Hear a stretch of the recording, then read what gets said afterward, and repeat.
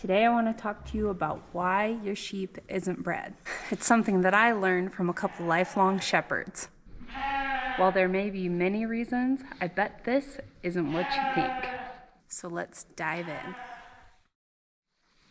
First, a little backstory. My family and I went and picked up this ewe right here, along with that colored ewe right behind her on the other side of the gate.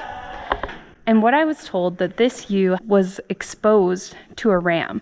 Turns out she's actually been exposed to a ram for quite some time, but is not believed to be bred. Now the thing is she is a great big East Frisian ewe. How high of a percentage cross she is, I'm not sure. I really don't know much about her history, but she is a very big girl.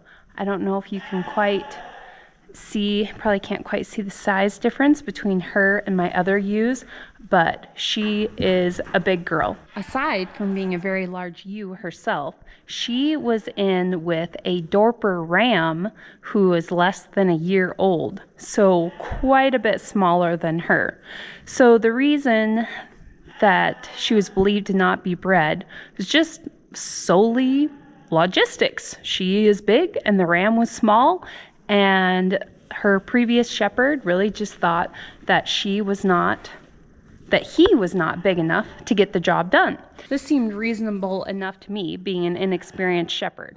However, inexperience aside, I do know enough that if an animal is open, you need to negotiate so that if there ends up being a deeper reason why she isn't bred and she needs to be culled, you don't end up losing a bunch of money. So basically, I bought her at sale barn price.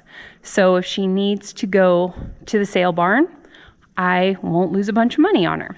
I noticed, and you'll be able to see too, if you look at her, and I don't know how close we'll be able to get to her because she's a little wily. She's definitely not super docile, but you can tell, see how incredibly woolly she is, and see she is kind of matted, and it looks like she hasn't been shorn in quite some time. Definitely not in the last year. We figured, well, shearing, that's not a big deal. We can do that or find somebody to do that. So we ended up bringing her home.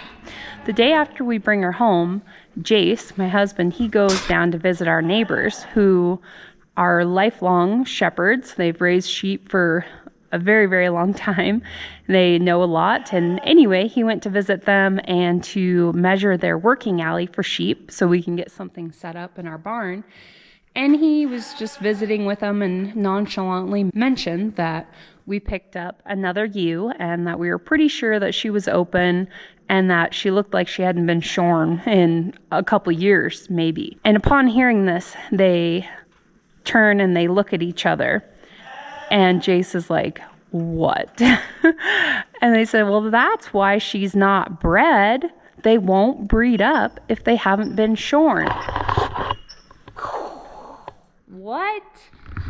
I had no idea that that was a thing. I mean, of course, you want them to be in good health. Fertility reflects health, right? But I didn't know that by not being shorn, they wouldn't breed. So you know how sheep are seasonal breeders, that the day length determines when they will start cycling? Well, that also might have something to do with temperature.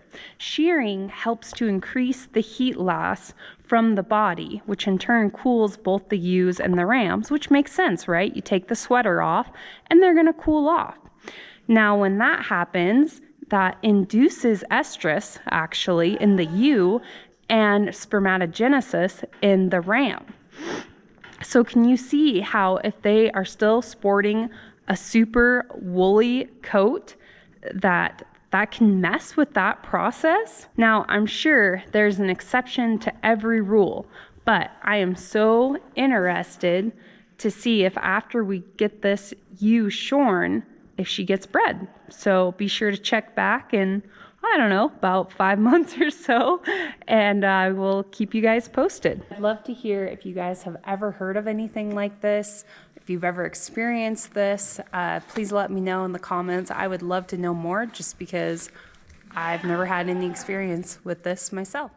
All right, guys, that's all for now. Thanks for tuning in.